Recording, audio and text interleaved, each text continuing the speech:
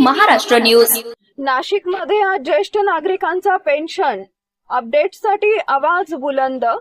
नाशिक जिल्हा रिटायर्ड असोसिएशनच्या वतीनं सिव्हिल हॉस्पिटल समोरील हुतात्मा अनंत कानोरे मैदानाजवळ शांततेत धरणे आंदोलन करण्यात आले.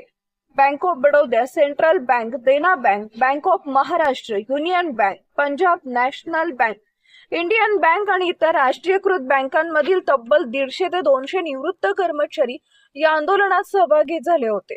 विशेष म्हणजे या सर्व ज्येष्ठ नागरिकांचं वय 70 ते 75 वर्षाच्या पुढे असूनही त्यांनी मोठ्या उत्साहानं आपली उपस्थिती दर्शवली.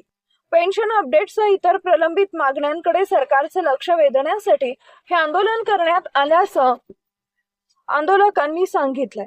तब्बल 30 ते 35 वर्षापासून बँक कर्मचाऱ्यांच्या समस्या रखडल्या असल्याची नाराजी यावेळी व्यक्त करण्यात आली आहे. मुंबई येथील अशोक पाटील, केदार रविश्वर तसेच पुण्याचे भावे यांच्या नेतृत्वाखाली आंदोलनाची दिशा ठरवण्यात आली. ज्येष्ठ नागरिकांनी शांततेत पण ठामपणे आपल्या हक्कांसाठी लढा सुरूच ठेवण्याचा इशारा दिला आहे. नाशिक प्रतिनिधी सचिन देवरे. तुमचं धरणं आंदोलन आहे, याबद्दल जरा माहिती द्या सविस्तर.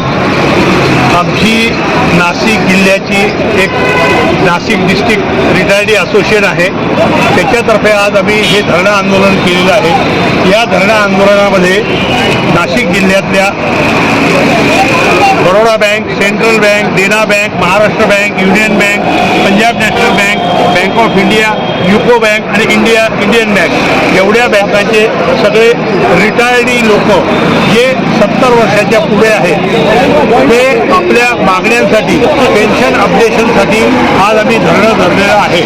आणि या धरण्यासाठी मुंबईहून आमचे लीडर अशोक पाटील, नंतर दिनार रविश्वर, पुण्याहून भावे हे लोक आज आले आणि त्यांनी आम्हाला मार्गदर्शन केलेलं आहे.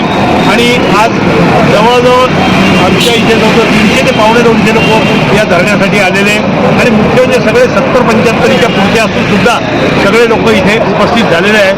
जी आमची महत्त्वाची डिमांड आहे, आम्ही जिला मदर डिमांड म्हणतो, की पेन्शन अपडेशन हे आज गेले 30-35 वर्षापासून आम्ही याबाबत बोलतो आहोत आणि त्याच्यासाठी आज गव्हर्नमेंटचं लक्ष केंद्रित करावं म्हणून आज आम्ही धरणे आंदोलनाचा आम्ही हा घाट घातलेला आहे.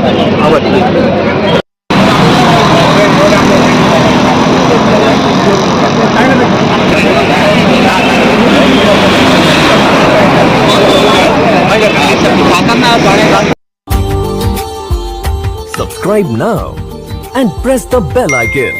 Never miss an update.